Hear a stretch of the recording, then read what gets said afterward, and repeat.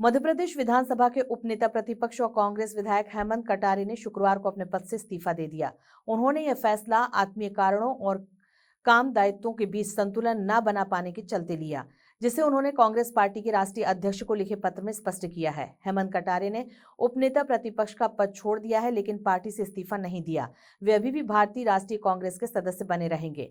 उन्होंने इस्तीफा में कहा है कि अपने विधानसभा क्षेत्र अटेर भिंड और पारिवारिक जिम्मेदारियों को पर्याप्त समय नहीं दे पा रहे, इसलिए यह पद से हट रहे हैं। इस्तीफे का पत्र उन्होंने कांग्रेस के राष्ट्रीय अध्यक्ष मल्लिकार्जुन खड़गे, मध्य प्रदेश कांग्रेस कमेटी अध्यक्ष जीतू पटवारी और नेता प्रतिपक्ष उमंग सिंगार को सौंपा है।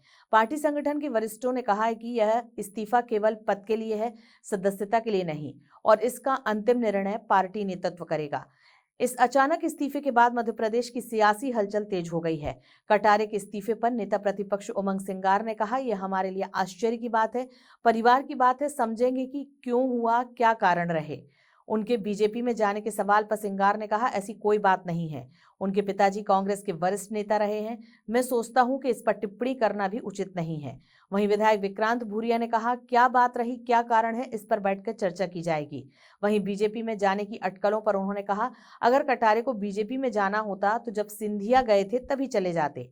वहीं शुक्रवार को विधानसभा से निकलते समय कटारे ने बीजेपी विधायक भगवान दास सबनानी से मजाकिया अंदाज में कहा था, भाई साहब मुझे भी साथ ले चलिए। इस मामले पर सबनानी ने स्पष्ट किया कि यह बात सिर्फ विधानसभा सदस्य होने के नाते मजाक में हुई थी। मैं उस समय रुका भी था और पूछा भी था कि उन्हें कहां जाना है। मुझे यह जानकारी नहीं है कि कटारे बाद में कहां गए। मीडिया ने पूछा कि क्या कटारे भाजपा में शामिल होने वाले हैं।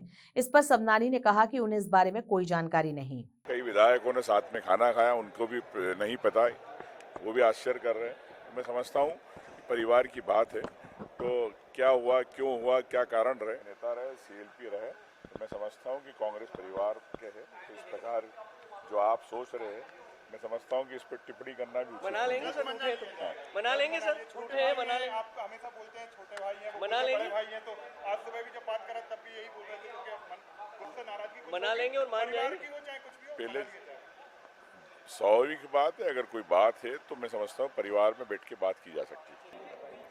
नहीं, देखिए, मैं ये मानता हूँ कि ये अभी एकदम प्रारंभिक जो खबर आई है, और मैं मानता हूँ कि हेमंत कटारे जी पूरे कांग्रेसी हैं और हम लोग ताकत से बीजेपी के खिलाफ लड़ रहे हैं।